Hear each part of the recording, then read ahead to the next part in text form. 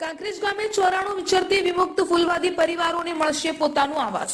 બનાસકાંઠા જિલ્લાના કાંકરેજ તાલુકાના કાકર ગામે વિચરતી અને વિમુક્ત જાતિના 94 ફૂલવાદી પરિવારો માટે પંડિત દીનદયાળ ઉપાધ્યાય આવાસ યોજના અંતર્ગત ખાતમુહૂર્ત કાર્યક્રમ યોજાયો।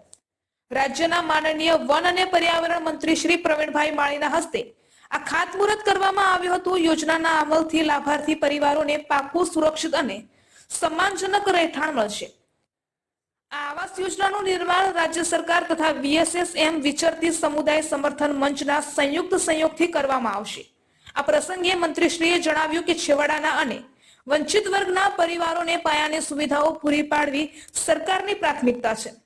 વડાપ્રધાન શ્રી નરેન્દ્રભાઈ મોદીના માર્ગદર્શન હેઠળ સરનામા વગરના પરિવારોને સરનામું આપવાનું પવિત્ર કાર્ય રાજ્ય સરકાર કરી રહી છે। આ કાર્યક્રમમાં દિયોદર ધારાસભ્ય શ્રી કેસાજી ચૌહાણ, VSSM ના પ્રતિનિધિઓ, સરકારી અધિકારીઓ તથા મોટી સંખ્યામાં લાભાર્થી પરિવારો ઉપસ્થિત રહ્યા હતા। અમને બધાને આનંદ આવે છે ઘર લેતી વખતે?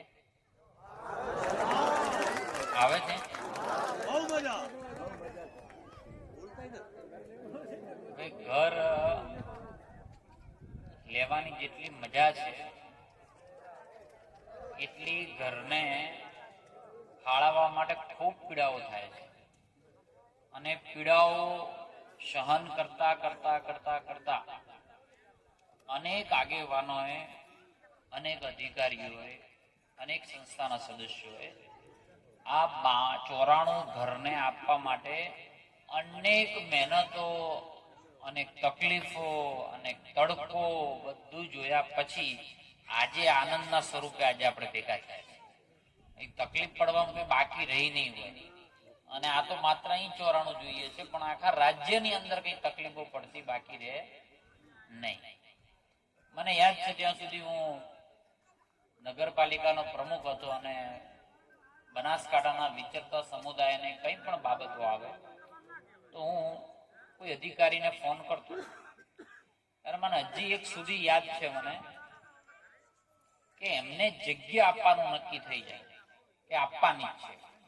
મારે ખાસ કરીને આજે કાકર ગામના સૌ આગેવાનોને અભિનંદન આલવા છે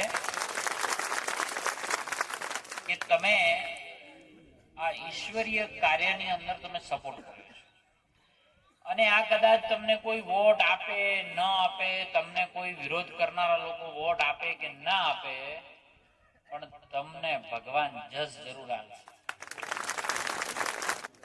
અને તમારે પણ જે રહેતા હોય બધા એને આશીર્વાદ આપજો,